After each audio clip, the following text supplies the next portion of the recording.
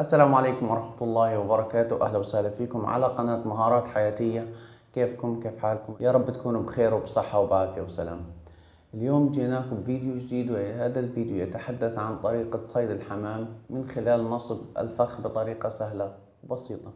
ولكن قبل أن نبدأ هذا الفيديو هذه دعوة لوضع علامة الإعجاب والاشتراك في القناة، وخلينا نشوف مع بعضنا. ويبدأ هذا الصياد البحث عن مكان مناسب ليقوم بوضع هذا الفخ الذي سيستخدمه في صيد طيور الحمام، ويقوم الآن بإزالة الأجزاء الخارجية الغير مرغوب فيها من هذه الكرتون، وبعد ذلك سيقوم بتحديد المكان المناسب الذي سيضع فيه فخه الذي سيقوم بصناعته لصيد الحمام. كما تشاهدون يقوم بتحديد الأرضية التي سيقوم فيها بحفر مكان هذا الفخ وتفريغها من التراب بشكل كامل.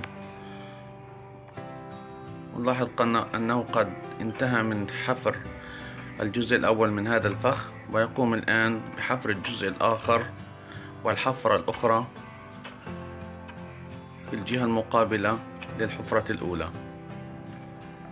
نلاحظ انتهائه من حفر الجهة الأخرى من هذا الفخ، ويقوم الآن بإنشاء وصلة أو ممر بين هاتين الحفرتين مع مراعاة عدم سقوط الجزء العلوي من التراب فيها.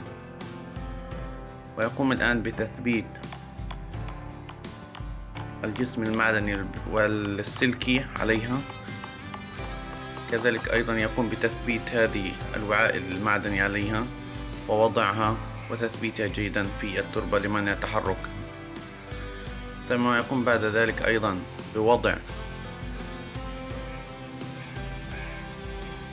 الجسم المعدني أو القضيب المعدني، ويقوم بتثبيت عليه أنبوبة أخرى تعمل على توازنها وحركتها لتعمل كناقل للحركة. ثم يقوم بوضع الكرتونة التي جهزها في بداية هذا الفيديو وتثبيتها على الطرف فوق هذا الفخ أو الحفرة، ويختبر مدى توازن هذه الكرتونة الورقية، ويقوم بتعليق ثقل على الجزء الآخر من هذا. لاحظ اهتزاز هذه الكرتونة، وبالتالي سيعمل على تثبيتها وانسيابية حركتها داخل هذه الحفرة، وذلك لضمان تواجدها داخل الحفرة دون اهتزاز غير مرغوب فيه. والآن هو بصدد وضع طعم وحبوب لهذه الطيور التي سيقوم باصطيادها، ويذهب الآن وبانتظار ما سيصطاد.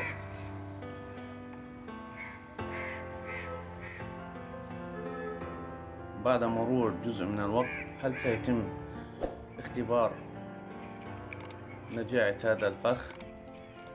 لاحظ دخول الحمامة. الآن تم اصطياد الحمامة البيضاء. الآن نلاحظ الحمامة الأخرى ذات اللون البني. أيضا لاحظ نجاح هذا الفخ في الإمساك بالحمامتين. وهنا تصوير من الجهة الأخرى حمامة البيضاء التي دخلت في المرة الأولى، شكلها لطيفة وكيوت. نلاحظ دخول الحمامة الأخرى البنية أيضا إلى داخل هذا الفخ.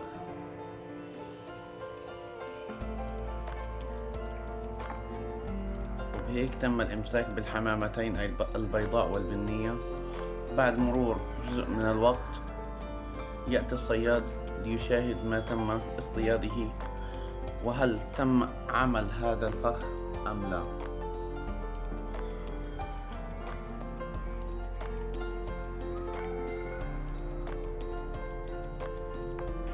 نلاحظ أنه قد تمكن من الإمساك بالحمامتين البيضاء والبنية،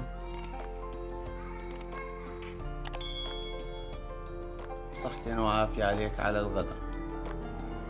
وبهيك بكون تمكن من ضمان الغداء له.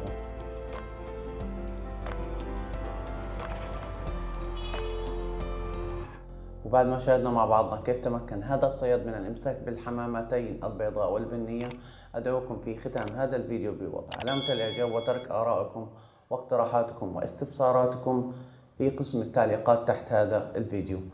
شكرا لكم والسلام عليكم ورحمة الله وبركاته.